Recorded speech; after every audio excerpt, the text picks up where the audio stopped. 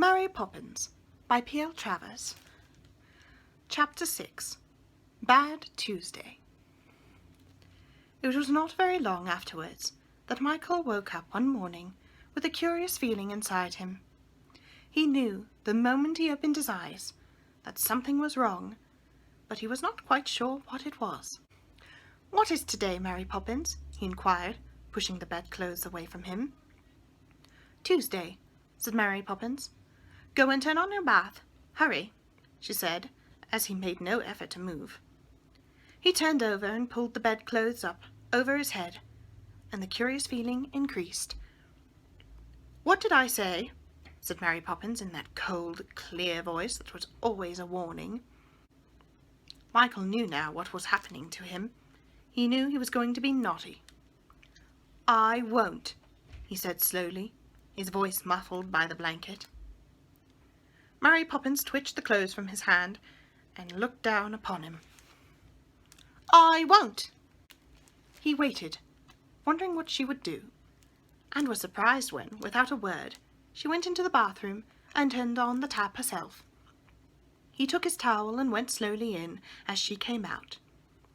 For the first time in his life, Michael entirely bathed himself. He knew by this that he was in disgrace, and he purposely neglected to wash behind his ears. "Shall I let out the water?" he inquired in the rudest voice he had. There was no reply. "Pooh, I don't care," said Michael, and the hot, heavy weight that was within him swelled and grew larger. "I don't care." He dressed himself then, putting on his best clothes, that he knew were only for Sundays, and after that he went downstairs, kicking the banisters with his feet. A thing he knew he should not do, as it waked up everybody else in the house. On the stairs he met Ellen, the housemaid, and as he passed her, he knocked the hot water jug out of her hand. "Well, you are a clumsy," said Ellen, as she bent down to mop up the water. "That was for your father's shaving." "I meant to," said Michael calmly. Ellen's red face went quite white with surprise. "Meant to? You meant? Well, then you're a very bad heathen boy, and I'll tell your ma. So I will." "Do," said Michael, and he went on down the stairs. Well, that was the beginning of it. Throughout the rest of the day nothing went right with him. The hot, heavy feeling inside him made him do the most awful things, and as soon as he'd done them, he felt extraordinarily pleased and glad and thought out some more at once. In the kitchen, Mrs. Brill, the cook, was making scones. "No, Master Michael," she said, "you can't scrape out the basin. It's not empty yet." And at that he let out his foot and kicked Mrs. Brill very hard on the shin, so that she dropped the rolling pin and screamed aloud. "You kicked Mrs. Brill? Kind Mrs. Brill, I'm ashamed of you," said his mother a few minutes later, when Mrs. Brill had told her the whole story. "You must beg her pardon at once. Say you're sorry, Michael."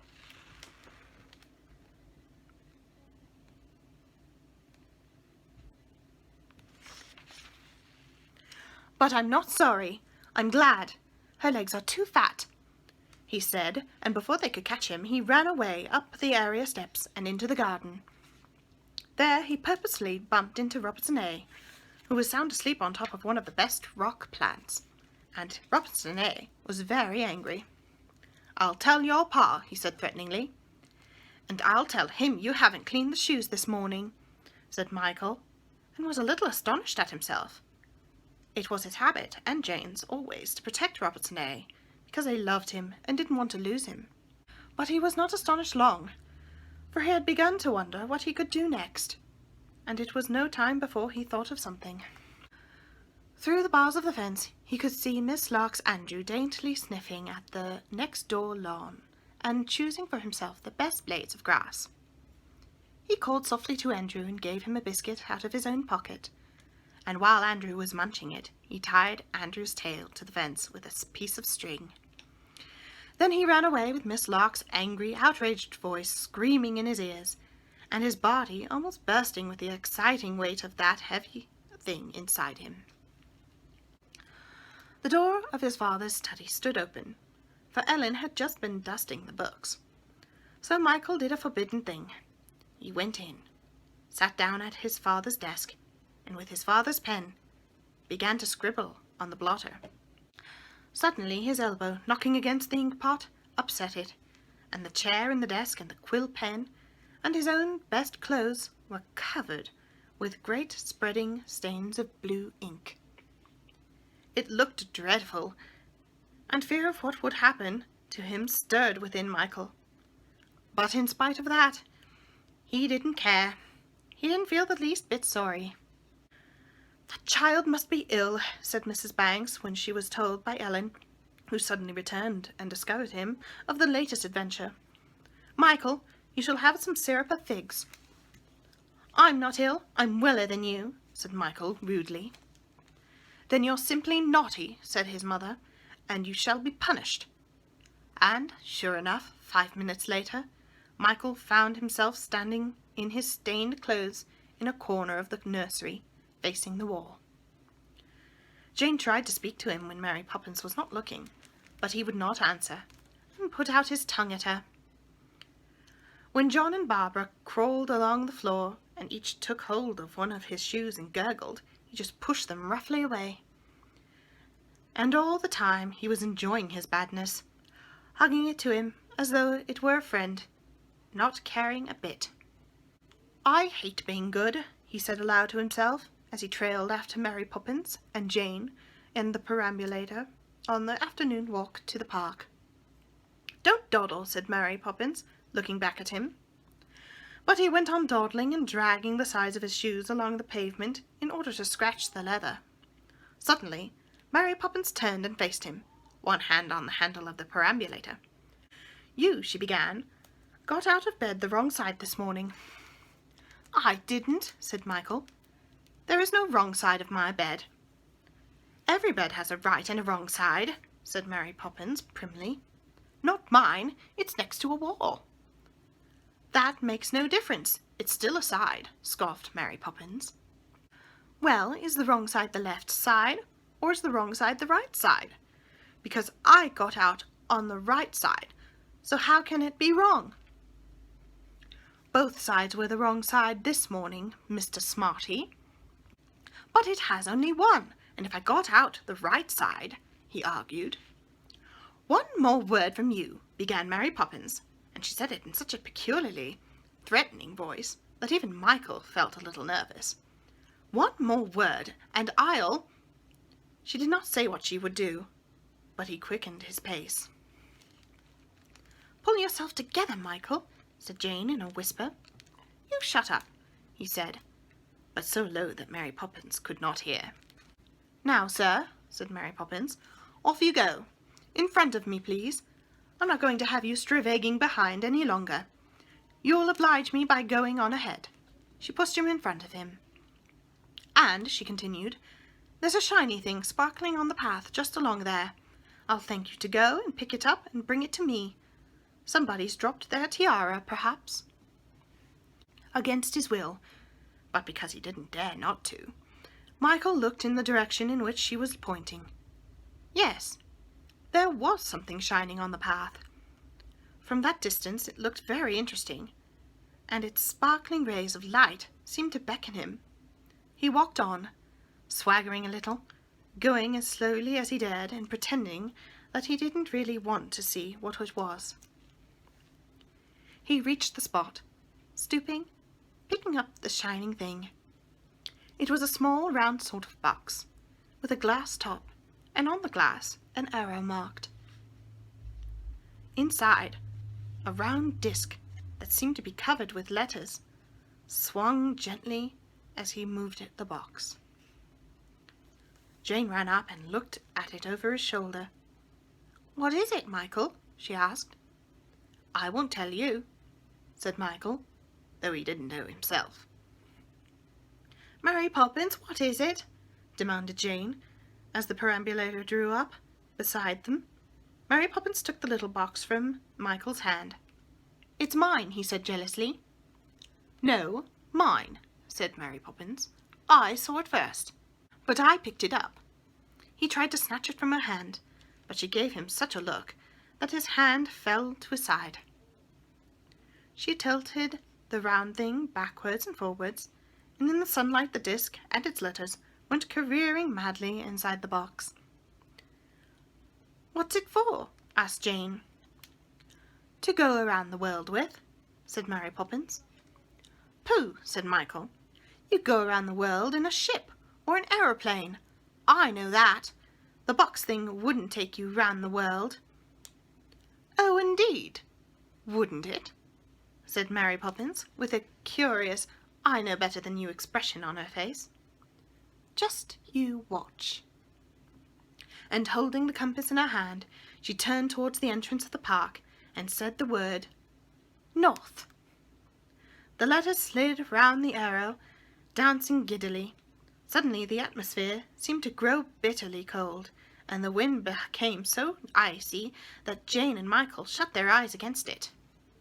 When they opened them, the park had entirely disappeared. Not a tree, nor a green painted seat, nor an asphalt footpath was in sight. Instead, they were surrounded by great boulders of blue ice, and beneath their feet snow lay, thickly frosted upon the ground.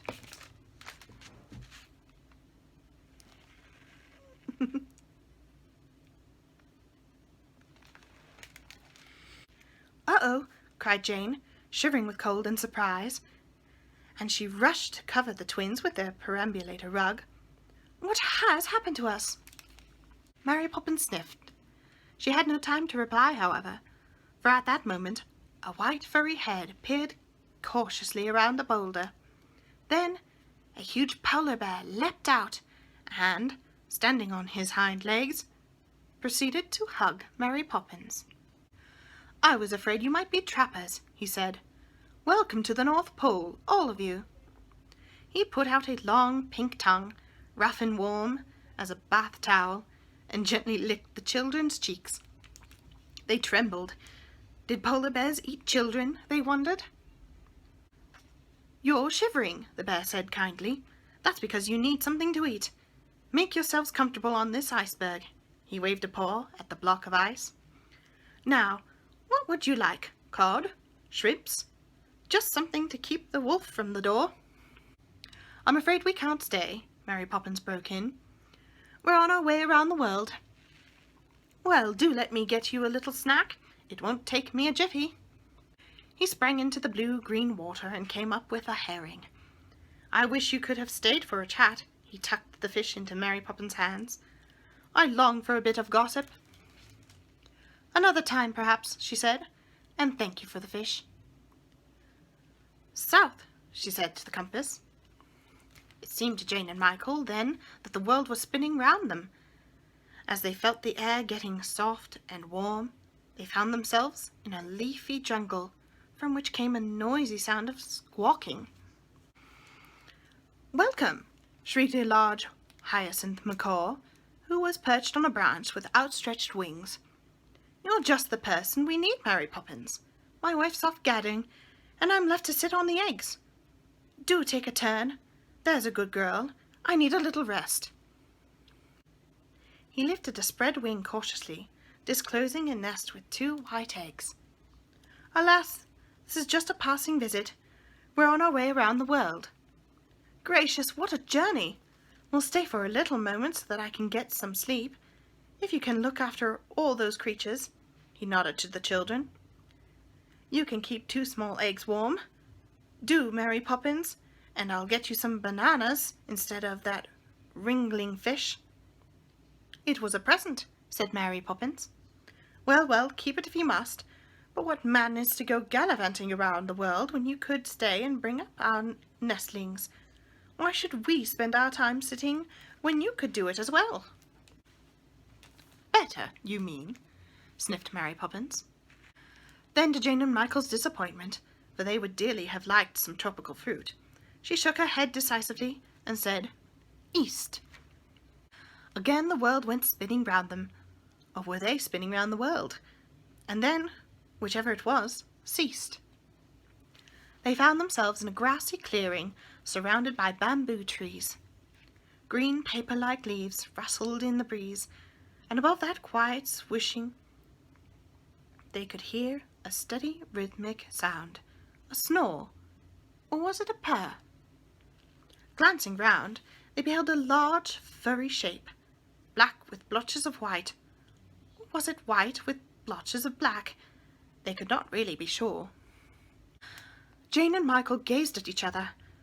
Was it a dream of which they would wake, or were they seeing, of all things, a panda? And a panda in its own home, and not behind bars in a zoo. The dream, if it was a dream, drew a long breath. "Whoever it is, please go away. I rest in the afternoon." The voice was as furry as the rest of him. "Very well, then, we will go away. And then perhaps," Mary Poppins' voice was at its most priggish, "you'll be sorry you missed us." The panda opened one black eye. "Oh, it's you, my dear girl," he said sleepily. "Why not have let me know you were coming? Difficult though it would have been, for you I would have stayed awake." The furry shape yawned and stretched itself. "Ah, well, I'll have to make a home for you all. There wouldn't be enough room in mine." He nodded at a neat shelter made of leaves and bamboo sticks. "But," he added, eyeing the herring, "I will not allow that scaly seething under any roof of mine. Fishes are far too fishy for me." "We shall not be staying," Mary Poppins assured him. "We're taking a little trip around the world and just looked in for a moment." "What nonsense!" The panda gave an enormous yawn.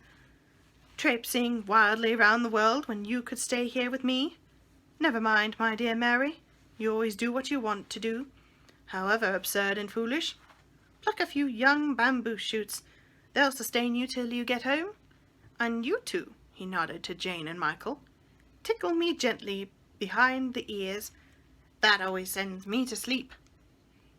Eagerly they sat down beside him and stroked the silky fur. Never again, they were sure of it, would they have the chance of stroking a panda. The furry shape settled itself, and as they stroked, the snore, or the purr, began its rhythm. "He's asleep," said Mary Poppins softly. "We mustn't wake him again." She beckoned to the children, and as they came on tiptoe towards her, she gave a flick of her wrist, and the compass apparently understood, for the spinning began again.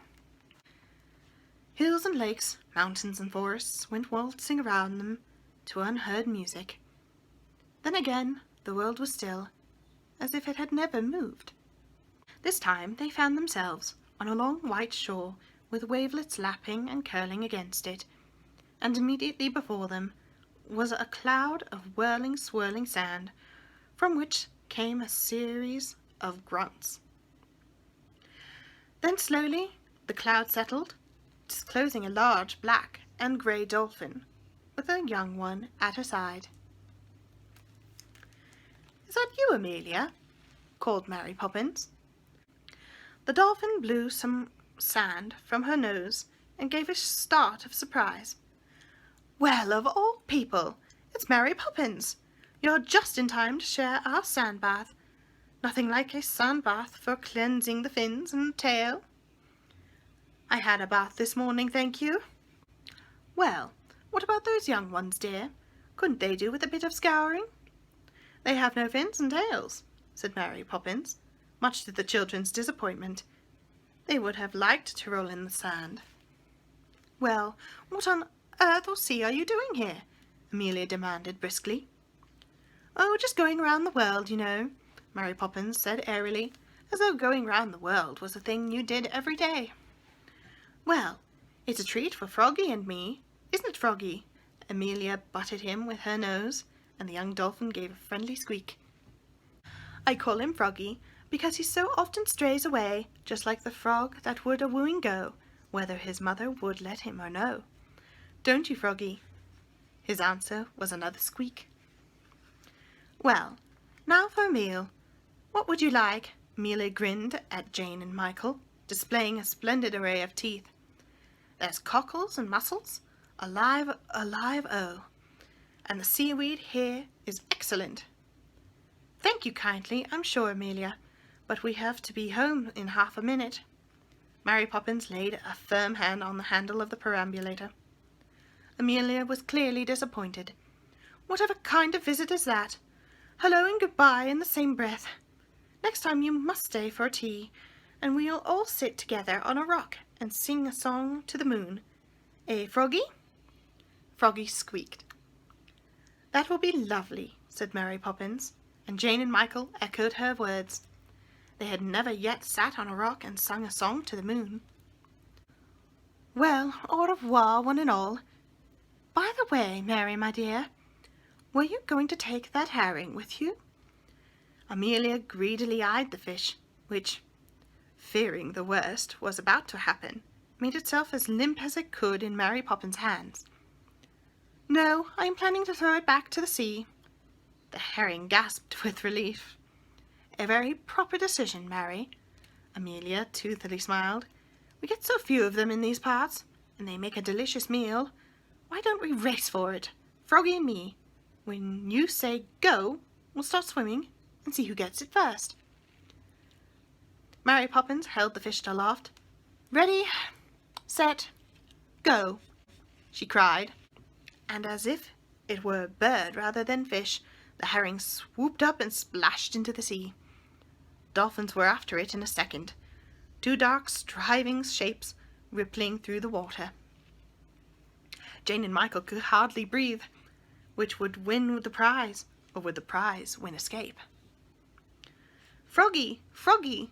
Froggy!" yelled Michael.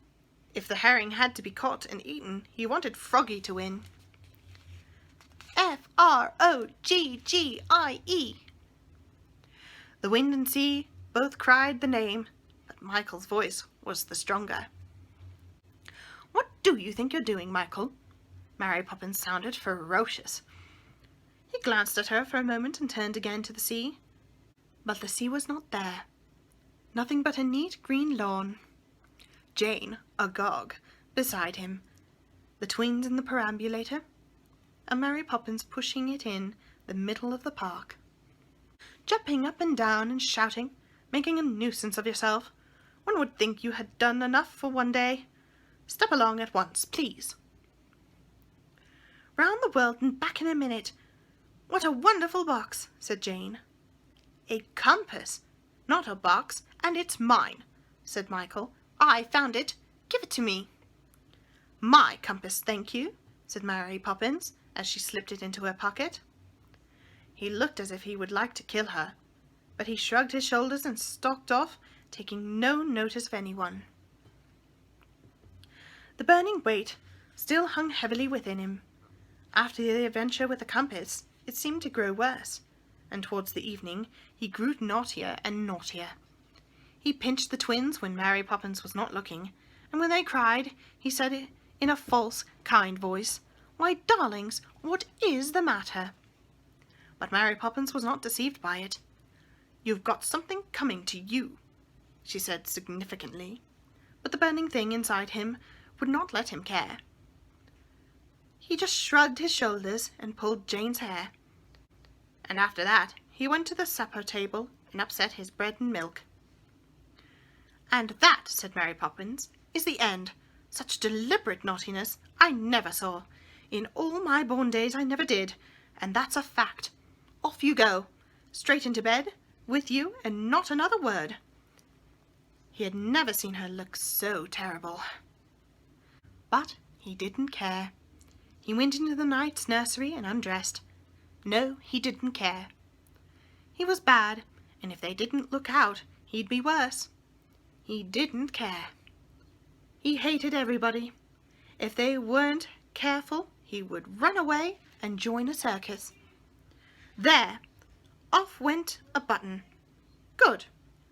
There would be fewer to do up in the morning. And another. All the better. Nothing in all the world could ever make him feel sorry. He would get into bed without brushing his hair or his teeth, certainly without saying his prayers. He was just about to get into bed and, indeed, had one foot already in it, when he noticed the compass lying on the top of the chest of drawers. Very slowly he withdrew his foot and tiptoed across the room. He knew now what he would do. He would take the compass and spin it and go around the world. And they'd never find him again. And it would serve them right. Without making a sound, he lifted a chair and put it against the chest of drawers. Then he climbed up onto it and took the compass in his hand. He moved it.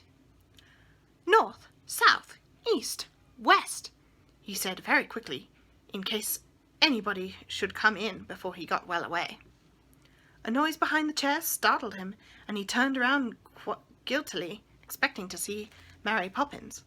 But instead, there were 4 gigantic figures bearing down upon him, the bear with his fangs showing, the macaw fiercely flapping its wings, the panda with his fur on end, the dolphin thrusting out her snout. From all quarters of the room they were rushing upon him. Their shadows hung on the ceiling, no longer kind and friendly. They were now full of revenge. Their terrible, angry faces loomed nearer. He could feel their hot breath on his face. "Oh, oh!" Michael dropped the compass. "Mary Poppins, help me!" He screamed and shut his eyes in terror. And then something enveloped him. The great creatures and their greater shadows, with a mingled roar or squawk of triumph, flung themselves upon him. What was it that held him, soft and warm, in its mothering embrace? A polar bear's fur coat? The macaw's feathers? The panda's fur he had stroked so gently? The mother dolphin's flipper? And what was he, or it might be she, planning to do to him? If only he had been good. If only. "Mary Poppins," he wailed, as he felt himself carried through the air and set down in something still softer. "Oh dear, Mary Poppins!" All right, I'm not deaf. I'm thankful to say. No need to shout," he heard her saying calmly. He opened one eye. He could see no sign of the 4 gigantic figures of the compass. He opened the other eye to make sure. No, not a glint of any of them. He sat up, looked around the room. There was nothing there. Then he discovered that the soft thing that was round him was his own blanket, and the soft thing he was laying on was his own bed. And oh, the heavy burning thing that had been inside him all day had melted and disappeared. He felt peaceful and happy, and as if he would like to give everybody he knew a birthday present. What happened?" he said rather anxiously to Mary Poppins. "I told you that was my compass, didn't I? Be kind enough to not touch my things, if you please," was all she said, and she stooped and picked up the compass and put it in her pocket. Then she began to fold the clothes that he had thrown down on the floor. "Shall I do it?" he said. "No, thank you." He watched her go into the next room, and presently she returned and put something warm into his hands. It was a cup of milk. Michael sipped it, tasting every drop several times with his tongue, making it last as long as possible, so that Mary Poppins should stay beside him. She stood there without saying a word, watching the milk slowly disappear. He could smell her crackling white apron and the faint flavor of toast that always hung about her so deliciously. But try as he would, he could not make the milk last forever. And presently, with a sigh of regret, he handed her the empty cup and slipped down into the bed. He had never known it to be so comfortable, he thought. And he thought, too, how warm he was, and how happy he felt, and how lucky he was to be alive. "Isn't it a funny thing, Mary Poppins?" he said drowsily. "I've been so very naughty, and I feel so good." "Humph!" said Mary Poppins, as she tucked him in and went away to wash up the supper things.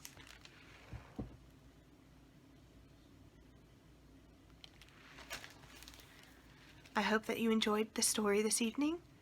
I hope you stay well, stay safe, and I shall see you next time.